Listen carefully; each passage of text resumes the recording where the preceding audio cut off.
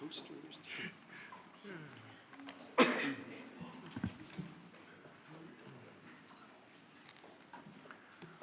Well, good morning, everyone. Joining us this morning for the latest updates, we have some members of the Republican Governance Group, one of our most active caucuses in the Republican side. These are folks among our friends and colleagues, the most productive, most dedicated, most effective members because they are people who work every day on solutions for the greatest challenges facing our country. And Carlos Jimenez is with us, and Blake Moore, and Julie Fedorchik, and Gabe Evans. Beth Van Dyne may be joining us. I think she had a flight delay. But they've been out in their districts working very hard to help their constituents navigate through the chaos that's been created by the Democrat shutdown.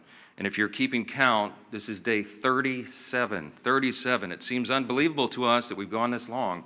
It is officially and shamefully the longest shutdown in U.S. history. Republicans feel very helpless about the situation because, as we've noted, there is really nothing for us to negotiate. We sent them a clean CR, as you know, back in September 19th, we passed it out of the House. It feels like a lifetime ago.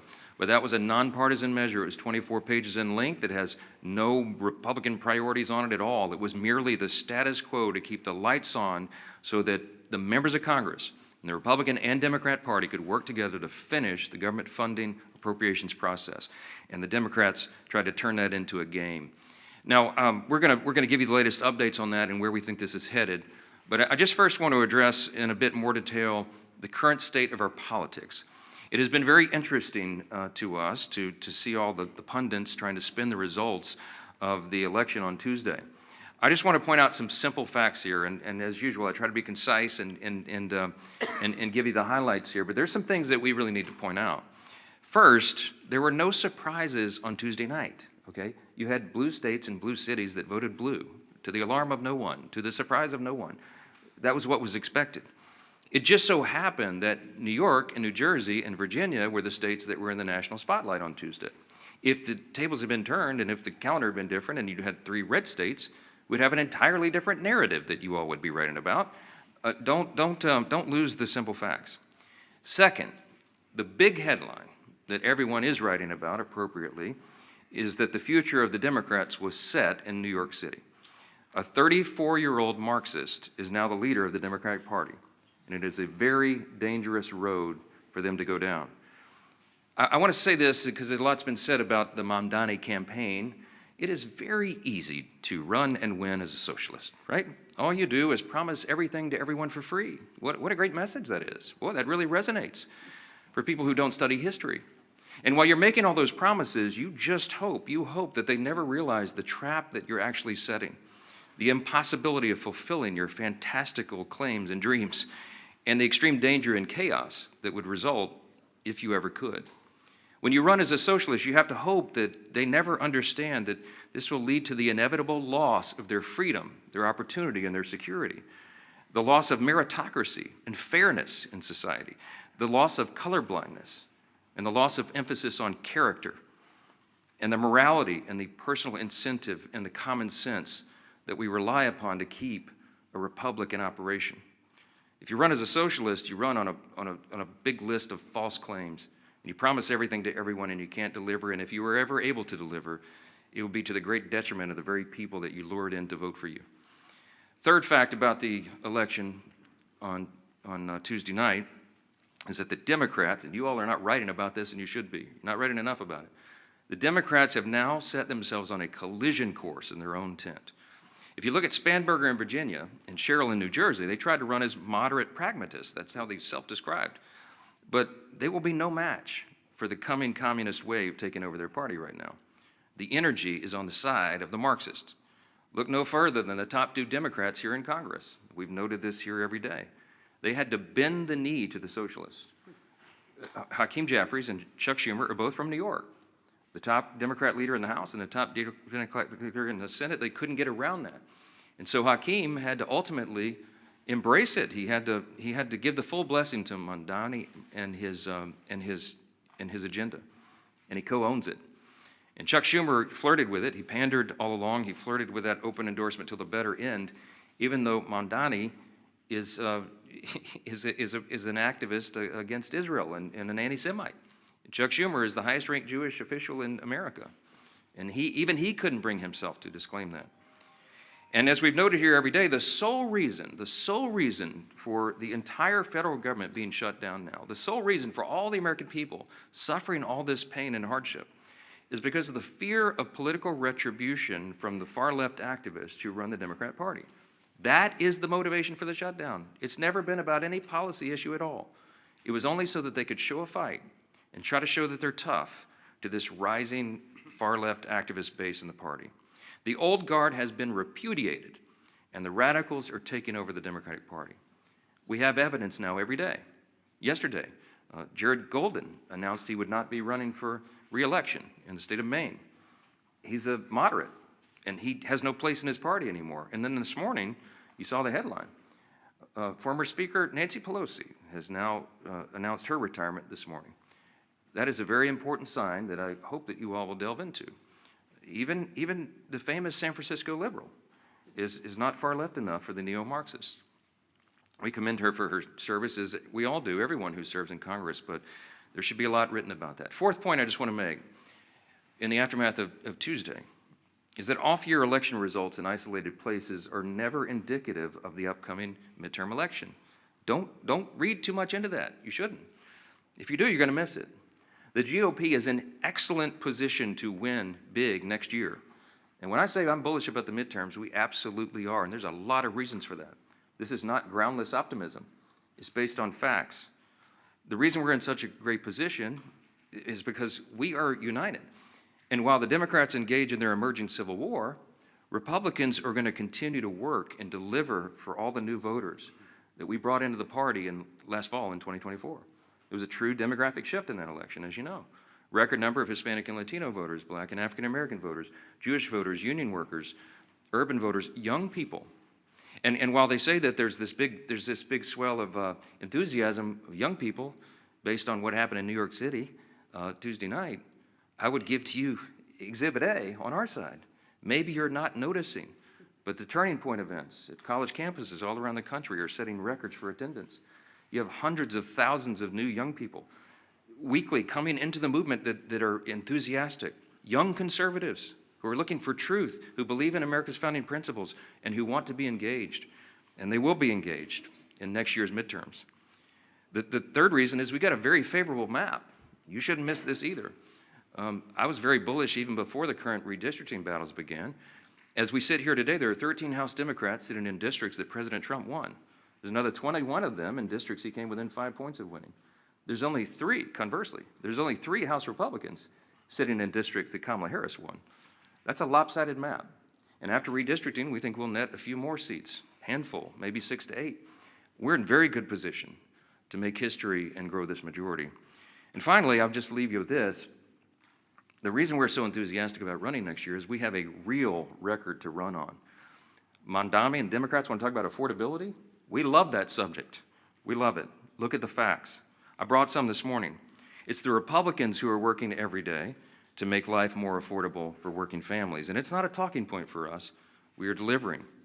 After 4 long years of skyrocketing prices under the Biden administration, we had to take over. You don't flip a switch and reverse that overnight. It takes a while to work those policies out of the system and to get the new ones in.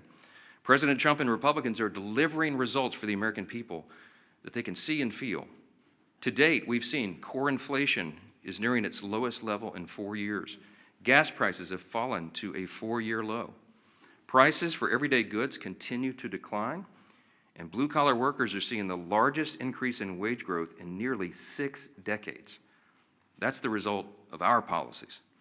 In Congress, House Republicans are working hand in hand with President Trump to advance his affordability agenda. It is President Trump who ran on that. It's President Trump who's delivering on that. And we are all partners in that new effort to make America great again. It begins with the economy, and we know that. We're laser focused on making a difference in the lives of hardworking American families. Here's another demonstration, the Working Families Tax Cut. It is aptly named. It's the largest tax cut in U.S. history for working and middle-class Americans. You got Bernie Sanders running around. They're talking about the billionaires. It's not this. That's the opposite of the truth. Look at the facts.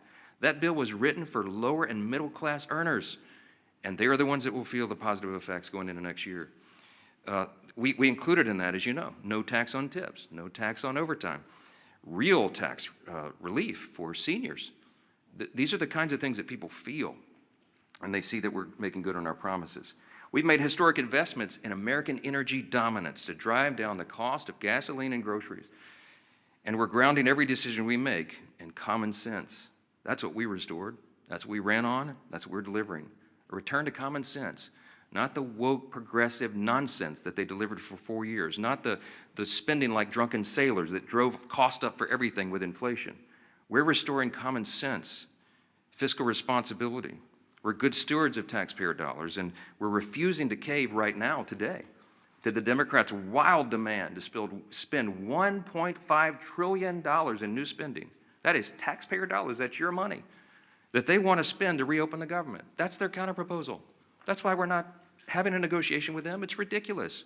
Included in the $1.5 trillion that they want to spend is $200 billion, almost $200 billion, to restore health care benefits to illegal aliens. That is taxpayer money that they want to spend for that. They want to send billions of dollars back overseas for social programs in foreign countries. We're not doing that. They want to give $500 million back to the Corporation for Public Broadcasting to prop up left-leaning news organizations. We're not doing that. And by the way, in the middle of all this, they want to cut $50 billion from the Rural Hospital Fund. They can't tell you they care about health care since they put that in their proposal.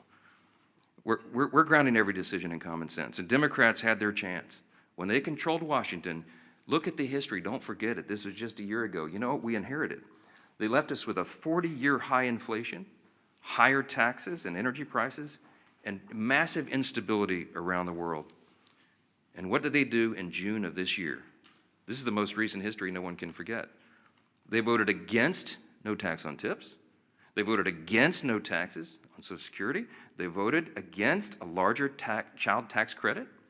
The Democrats in the House and Senate voted against lower energy prices, against more American manufacturing and jobs, and against lowering health care premiums by 12%. That provision, the cost sharing reduction provision, was in the House version of the Working Families Tax Cut, the big beautiful bill. We sent it over to the Senate, and they worked to strike it out of the bill. Ask the Senate Democrats about that. Right now, they've created another mess. They've created a mess for America with this pointless government shutdown. The Democrats will tell you that they're feeling emboldened. They're feeling emboldened because they had a few blue state election results. It does not change the fact that they have walked their party off a cliff with no parachute and no path forward. The reason we're stuck right now is because of one simple fact. If they vote to reopen the government, the Senate Democrats are afraid that the radicals in their party will say that they caved. They're afraid of the retribution that will come from that. But if they keep the government shut down, they know very well, as we all do, that millions of Americans will continue to suffer as essential services remain unfunded and paychecks to federal workers continue to stay stalled. So our question for Democrats this morning is this: which constituency matters more? The loud radicals in your party or the hardworking American people? I can tell you which side the Republicans are on. 15 times we voted for the hardworking American people. And 15 times so far, the Democrats in Congress have voted for the radicals in their party. It is unconscionable to us that they've allowed it to go on this long. And at some point, all you can do is pray that common sense prevails. And that's what I've been doing a lot of. We hope and pray that there are still Democrats out there. There's just a handful. We need 5 more votes. 5 centrist, common sense Democrats in the Senate to come to those senses and do the right thing. It's time for them to put their country first. I'm delighted to introduce the next speaker, and he's a congressman from Miami. He's a former mayor of the county down there, and he has been in charge. He served as a police officer, but he was the chief of the fire department down there. I mean, the guy's resume is longer than almost anybody in Congress, and as a son of a firefighter, I always take personal delight in reminding everybody he's the only career firefighter paramedic in Congress. He's doing a great job, and he serves as vice chairman of the Republican Governance Group, one of our largest and most active caucuses I mentioned, and we're truly grateful to have him here to discuss some of these consequences of the government shutdown. Glad to have you. Carlos, come on up. Thank you. Thank you, brother. Thank you, Mr. Speaker. And if you indulge me, I think you brought me up here to talk about the shutdown, but I will stray a little bit. I'm the only Cuban-born member of Congress. That means I was born in Cuba. I was not born here in the United States. I didn't speak a word of English until I got here. I was 7 years old. And the reason I'm here is that my parents brought me here seeking freedom. Freedom from communism, freedom from a Marxist regime. And so I can tell you that I know a communist and a Marxist when I see one. They may call themselves socialist, they may call themselves a democratic socialist, but make no mistake, Mondami in New York, he's a Marxist. And the thing that bothers me is he's very proud to say, well, I'm young, I'm this, I'm that, I'm Muslim. Hey, I understand you can be proud of that. But then, if you're so proud, don't call yourself a democratic socialist. You are a Marxist. Go ahead. Tell people exactly who you are. He couldn't, and he can't because he knew he wouldn't get elected. But I hope that the people of New York do not suffer the same consequences that my homeland of Cuba has suffered. Castro and the Castro regime destroyed my homeland. They can't even keep the lights on. They don't have food, they don't have medicine, they can't keep the lights on. It's a total disaster of an island, a beautiful island that actually had the second highest standard of living in the Western Hemisphere when the regime took over. And so one of the reasons I'm in Congress, the primary reason I'm in Congress, is that I want to make sure that my children and grandchildren never suffer the same fate that my parents did, having to leave their country and bring us to a new country with about $10 in their pocket. Now, that's what makes this country great. My parents came here with $10 in their pocket and a watch. By the way, I still have that watch. All right. And here I am. Their son was a firefighter. He was a city manager. He was a county commissioner, county mayor of the largest county in the state of Florida, and now a member of Congress. I don't think there's too many countries that you can say that can happen. That's why I love this country. That's why I will fight for this country. And again, I know a Marxist when I see one. And it's unfortunate that the Democrat Party is heading that way, which means we just have to fight that much harder. Here to talk about the shutdown. And so, I'm Congressman Carlos Jimenez again. I represent the state of Florida, Miami and the Keys. Today I'm standing in for my friend, RG2 Chairman David Valadao of California, with one clear message, and I want to thank also the other members of RG2 that are here. The Republican Governance Group focus has always been about governing responsibly. RG2 is committed to putting results ahead of rhetoric, keeping the government functioning, and finding practical, common sense solutions that improve the lives of the American people. That's what we're here to do. And that means that we do what's right, even when it's hard. Yes, we're here on day 37 of the Democrat government shutdown, and with each passing day, more Americans are feeling the impact. The effects in my hometown or in my state, in my home state of Florida, 155,000 federal employees have not received their paychecks. Close to 2 million Floridians who rely on SNAP, including more than 1 million children, will not be getting their benefits. My colleagues on the other side insist we have chosen, my colleagues on the other side of the aisle have chosen politics over food security for millions of Americans. Small business loans are being delayed, totaling nearly $300 million in missed distributions, costing our state an estimated $1.7 billion in economic benefit alone. Starting Friday, 10% of the American airspace is going to be reduced because of the shutdowns ahead of the busy holiday season. More than 3,500 flights will either be delayed or canceled altogether. That's true effect of this shutdown. Let me be clear, holding the government hostage is not a responsible way to negotiate policy. On September 19th, the House of Representatives voted to extend government funding to keep the government open. And as the Speaker said, with a clean CR. There were no riders in it. There's no policy differences. It's actually a Biden budget, right? And so, what what is the problem? No, there is no problem. It's politics. That's the problem. Meanwhile, Senate Democrats have voted 14, now you say 15 times to keep the government closed. The funding bill before the Senate is the same short-term continuing resolution that we passed 15 times under President Biden with bipartisan support. And I supported each and every one of them to keep the government open. And I know that most, if not all, the members of RG2 also voted for the CRs to keep the government funded. We can and should debate serious issues like healthcare costs, but not at the expense of hardworking American families. I urge my Senate Democrat colleagues to pass the continuing resolution so that we can reopen the government and return to the table to negotiate real solutions. History shows that when Congress works together, we can find solutions without inflicting pain on the American people. I urge Senate Democrats again to reopen the government, end the suffering, and then join us in crafting meaningful bipartisan policy meant to improve the lives of everyday Americans. That's how we govern responsibly, and that's how we serve the American people. And I want to thank you for giving me the opportunity, and I guess now I want to turn the dais over to our Majority Leader, Steve Scalise. Well, thank you, Carlos.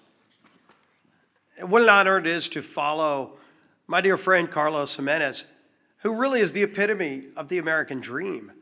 You know, when you hear stories like his, sad stories, the root of it, having to flee your home country because Cuba fell to Marxism, to communism.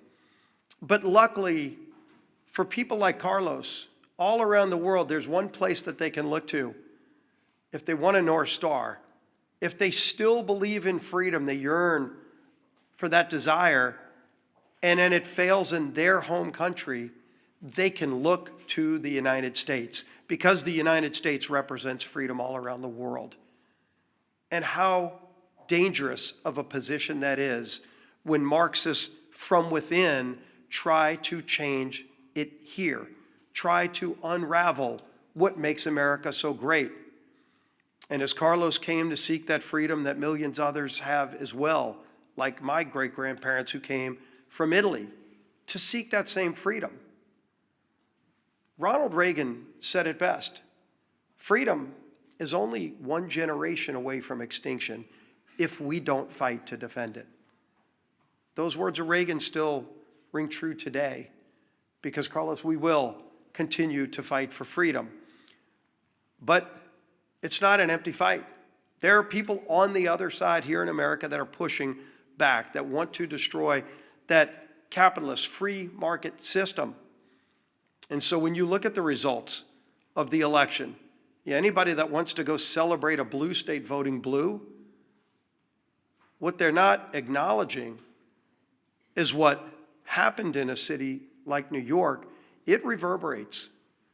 When New York elects a Marxist as their mayor, there are other Democrats that are now looking and saying, does the Democrat Party represent me anymore? And today you heard it again. Democrats are the ones who are looking and saying that they're done with the Democrat Party. Jared Golden yesterday announced he's not going to run again. And he didn't just say he wasn't going to run again because he got tired of serving in Congress. I think it's really important to pay attention to what Jared Golden said. And he is in a swing district. Jared Golden is one of those moderate Democrats who represents maybe the old Democrat Party now, what was discarded by the voters on Democrat cities and states. But it's not where America is. So when Jared Golden announced yesterday he's not going to run again, he said, quote, "We're allowing the most extreme pugilistic elements of our party to call the shots. Just look again at the shutdown.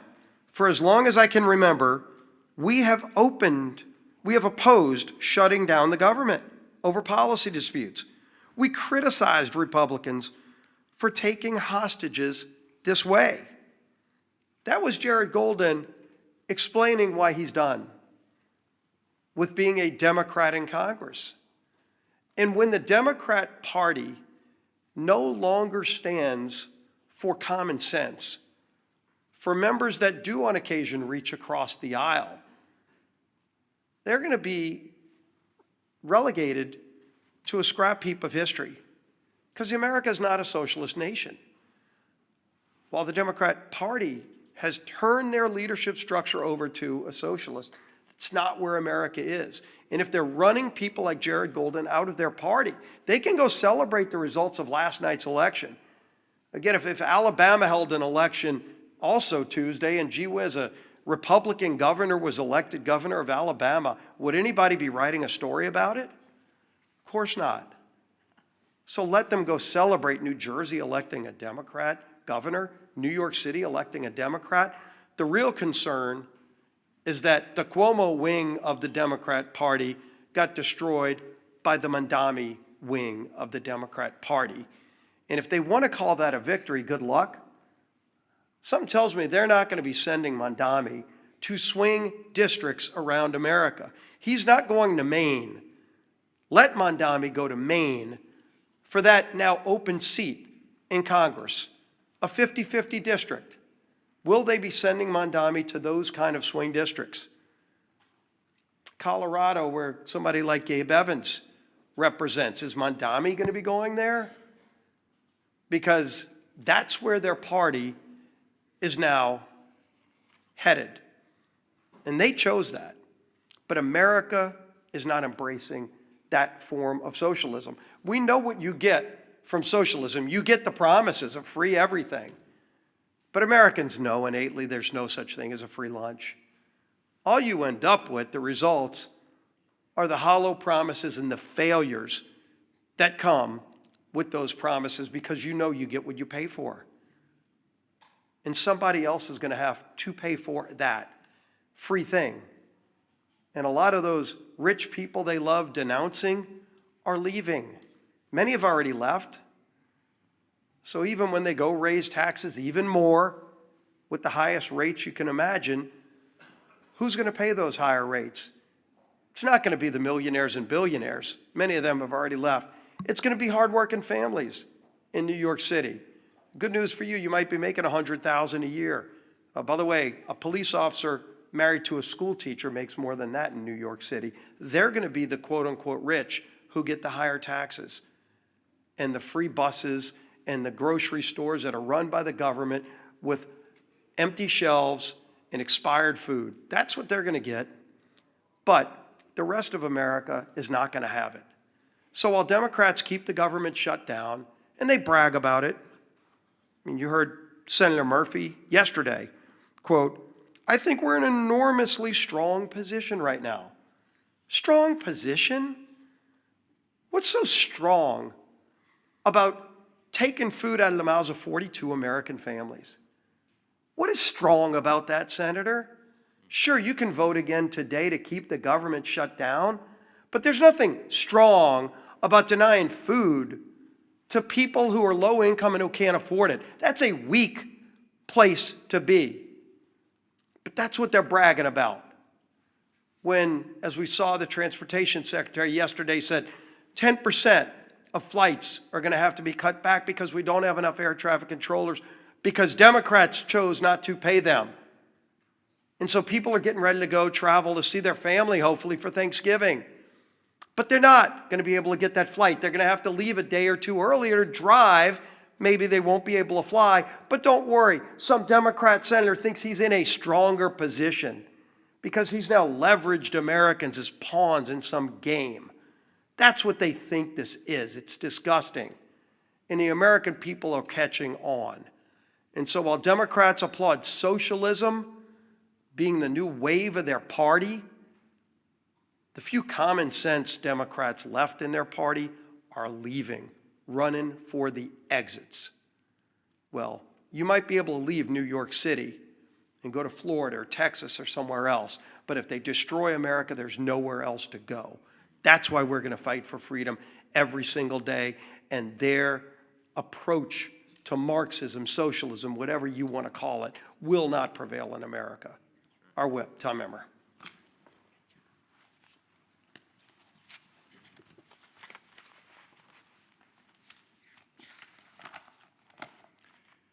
It's day 37 of the Democrat government shutdown, and one thing has become clearer, more clear now than ever. The Democrat Party of today is not your grandparents' Democrat Party. They refuse to govern. They resort to hostage-taking when they don't get their way. They routinely put politics before people. And now they have made communists and assassination fantasizers the pillars of their party. Democrats claim they want to make life more affordable for hardworking Americans, but every time that they've had the majorities in Congress and a Democrat president in the White House, they've done the exact opposite. Take the American Rescue Plan under Joe Biden, for example, which was later deemed by economic experts as the, quote, original sin that led to double-digit inflation. Or look at the Affordable Care Act, which is so unaffordable, they have to pay people to use it. The Democrats have no moral high ground to stand on when it comes to good governance. They don't know what it is. And when they claim that they're fighting for you, do not believe them. Because if this shutdown has taught us anything, it's that the Democrats will willingly inflict pain on the American people if they think it gives them political leverage. Their kamikaze politicians and their constituents deserve better. In stark contrast, however, Republicans have done our jobs. We passed a nonpartisan government funding bill out of the House over a month ago. All we need, as the Speaker said earlier, is just 5 Democrats in the Senate to grow a spine, stand up to the radicals in their party, and join us in getting our clean CR to the president's desk. Enough is enough. It's past time for Democrats to end the political games and reopen the government for the people they were elected to serve. Our conference chair, Lisa McClain. Thank you. Well, good morning, everybody. Again, here we are. Yesterday, Americans woke up to an unthinkable reality. And Carlos touched on it earlier. A communist was elected mayor in America's largest city. How did this happen? Ask yourself, how did this happen? It happened because a small socialist portion of this country took control of the Democrat Party. A party that is now apparently united behind a socialist agenda. And slogans always seem to start with the same word: free. Free food, free rent, free buses, right? I feel like I'm at an Oprah Winfrey show. You get a car and you get a car. Well, this isn't the Oprah Winfrey show. And like many of you, my parents taught me a really good lesson when I was young. Nothing is free. Everything comes with a cost. Absolutely nothing is free. We all learned that. Look no further than the Democrats' disastrous shutdown plan. They want to give free health care to illegals. Come to our country. We'll give you, illegally, mind you, we'll give you free health care on the backs of hard-working Americans. And in demanding that, they're asking for $1.5 trillion in wasteful spending and a painful shutdown. A shutdown that has denied food assistance to 42 million American families. 42 million American families. A shutdown that has forced law enforcement to work without pay. But don't worry, I'm sure those law enforcement agents can go and get free food from their local grocery store, and somebody will pay their free rent, right? Yeah, I live in reality, not fantasy. The Democrats want to jeopardize our national security. And now, flights have been reduced by 10% at 40 of our major airports. I think air traffic, like when you get on a plane, what's next? Like your plane rides are going to be free too? I mean, why stop at food and buses? Let's just give everything free. It doesn't work like that, people. Nothing's free. Somebody is paying. And who pays? Anybody want to guess who pays? Hardworking taxpayers. American taxpayers. That's who pay. Nothing's free, right? Nothing is free. Look at your Republican leaders. Just compare and contrast. That's why we voted more than a month ago to actually fund the government. That's why we've been working in our districts to help those that are suffering. And that's why we are delivering real results that drive down gas prices and drive down mortgage rates and drive down the price of eggs. No one's reporting on the price of eggs anymore, right? Now, not for illegals, not for radicals, and not for communists who despise this country, but for the men and women who love America, like Carlos and his family who came over. And let's keep it that way, and let's make sure that we keep America strong every day. So to the Democrats, let me be clear. Republicans will still be there when your communist lawmakers aren't. And when your communist kingmakers finally give you permission to put Americans first again, Republicans will still be here. We'll still be here when your socialist experiment collapses, because it always does. And we'll still be standing shoulder to shoulder with the hardworking Americans who aren't demanding free groceries, free buses, free rent. No, we will be standing shoulder to shoulder, demanding nothing less than freedom. That is what Republicans demand, freedom. Because that's what makes this country great. Not socialism, not government control, but freedom. Thank you. All right, questions? Yeah, go ahead. The Supreme Court, and specifically Justice Gorsuch yesterday, seemed concerned about the Trump administration's usurping congressional authority, calling it a, quote, one-way ratchet that can't be turned back. What's your response to that? Are the justices right to be concerned that Congress isn't fulfilling its constitutional obligations? I don't find myself in disagreement with Justice Gorsuch too often, but I think he's missed the mark on this one. First of all, I don't think you should read too much into the questioning that you heard at the Supreme Court. I mean, this is part of judicial review. It's a cherished part of that tradition. I used to be one of those litigators. I did constitutional law, oral argument, and I would have liked to have argued that case yesterday, because I think the law is clearly on the side of what the administration has done. I'll remind you that I'm a jealous guardian of Article 1. You know, the legislative branch of government in our constitutional system is the most important. It was placed first in prominence.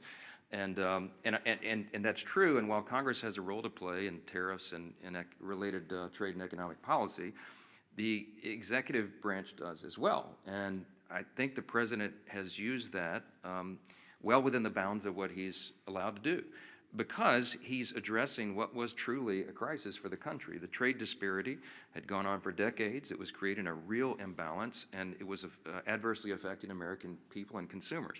Remember that he ran on this idea. He talked about tariffs on the campaign trail, and he got a popular and electoral college mandate in the election.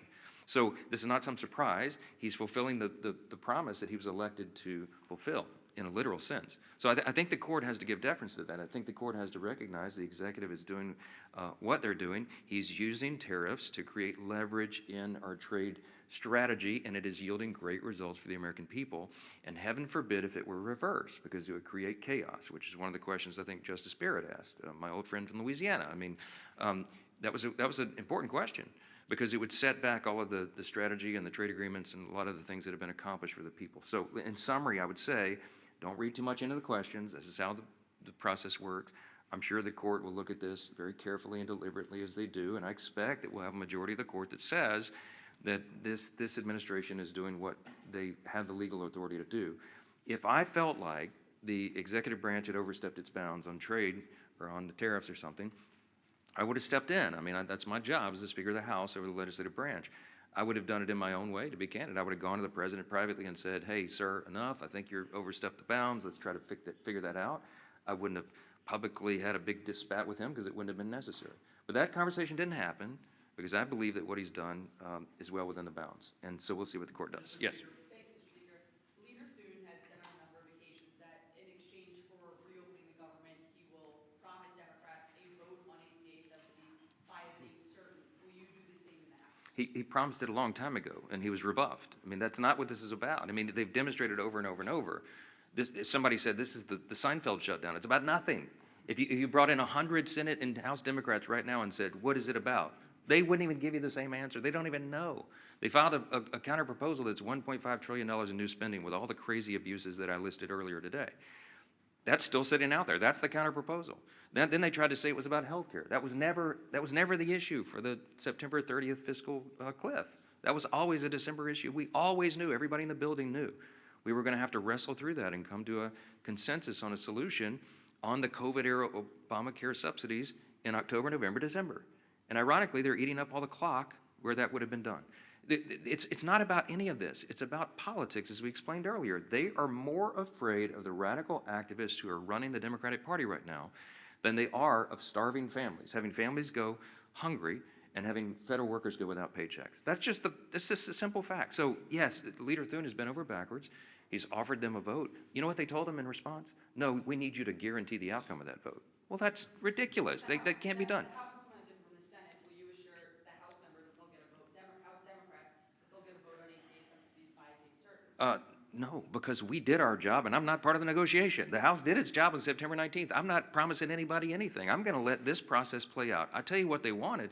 I'll tell you what Schumer and Jeffries wanted. In fact, Chuck Schumer said it publicly and decried that Thune and I would not go in a back room with them and make a four corners agreement on Obamacare subsidies. And I said, there's no way. That it was never possible or appropriate for that to be handled on a CR, on a short-term stopgap funding measure. And he knows that. And we're not doing that anymore. We're not taking four corners, four leaders in a back room and making a deal and hoisting it upon the people. I'm not going to be a part of that. Chuck Schumer is part of the old way this was done, and that's part of the reason why people have such a lack of trust in Congress. We need to be transparent, open. We need to do it through the process. We need to involve and engage all of our caucuses and all of our members in this discussion. Healthcare is very complicated. It is very complex, and it is not something four people can go in a smoke-filled room in the back and make a deal on. I reject it. Yes. Speaker, the president yesterday said that Republicans were getting killed for the shutdown. Is it helpful to have them talking like this when it's actually emboldening Democrats not to pay? Look, I've spoken with the president about it. I reminded him, as I said this morning, this was not a surprise to us. I mean, blue states elected blue leaders. I mean, yeah, so what? I mean, it would have been a huge headline if we could have had an upset there, but that was to be expected. As Leader Scalise said, I mean, you know, if the three big elections yesterday would have been in, you know, Louisiana, Alabama, and Texas, you'd have a totally different narrative, right? Or name any red state. It just so happened that those were the blue states. That was the blue outcomes. That's what everybody expected. I don't read too much into that. Yes, front row. Morning. Two questions. One, about the shutdown, you said 48-hour notice for the House to return. Does that include this weekend? And then a question for you and for Chairwoman McClain. Egg prices are no longer in the headlines, but food prices themselves have still been going up. Grocery prices are still going up. How do you respond to that? Yeah, but the USDA has reported, and all of the economists have shown, food prices always go up. There's an inflationary level that's built into grocery prices, but they're going up at a much slower pace. In other words, the economic policies, even though all the provisions of the Working Families Tax Cut have not yet been implemented, that's going to make a dramatic effect. It's going to be like jet fuel to the economy. We have all these pro-growth policies that will bring down costs, increase wages, increase jobs, and more access to the economic rung so that more people can climb up the ladder. But in the meantime, even the fact that we have made these positive steps and momentum, grocery prices are rising at their slowest level in many years. You should look into that. So, I mean, that is an exhibit C, and the argument that it's Republican policies that are the only thing that's going to bring that down. The reason that your grocery prices are so high, it's multifaceted. But it's because we had 4 years of Bidenomics. Remember when they tried to tell you that Bidenomics was so good for you and your family, and everybody went, what are you talking about? That's part of the reason we shellacked them in the election last fall, because they were trying to sell you a bill of goods that wasn't true. And the reason that inflation rose is because, as was noted earlier, the big signature pieces of legislation that they passed in the Biden administration were disastrous for the economy. And it made inflation rise rapidly. Why? Because when you pour more dollars into the economy, that is the effect. It's just as sure as gravity. It's basic economics. And the Marxist and the socialist who are taking over the Democratic Party turn a blind eye to the reality of basic economics. And you're going to see the effects of that as well. Yes? This weekend, to the election results in these blue states, but there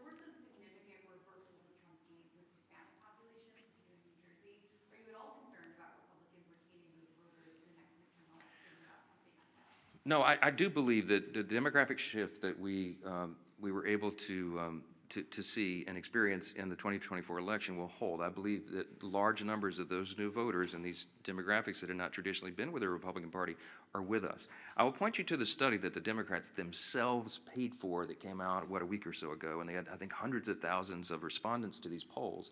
And the Democrats determined in their own analysis that they are regarded as weak, woke, and out of touch with the people, okay? That's why they lost last November, and that's why they're going to lose this coming November, okay? As Carlos Jimenez said, as a Cuban who came here, his family immigrated here, he came here when he was 7. This is the American dream. I know that the Hispanic and Latino populations across this country understand which party is delivering for them, and they're going to feel that positive effect. They're going to feel increased wages and more opportunity, and before they get to that election next fall. And that's why we did the big, beautiful bill, the Working Families Tax Cut, so early in the year, because we wanted that to really take hold after the beginning of the year so that people will feel that. And we're convinced they will, and I think that's going to inure to our benefit. Thank you all so much.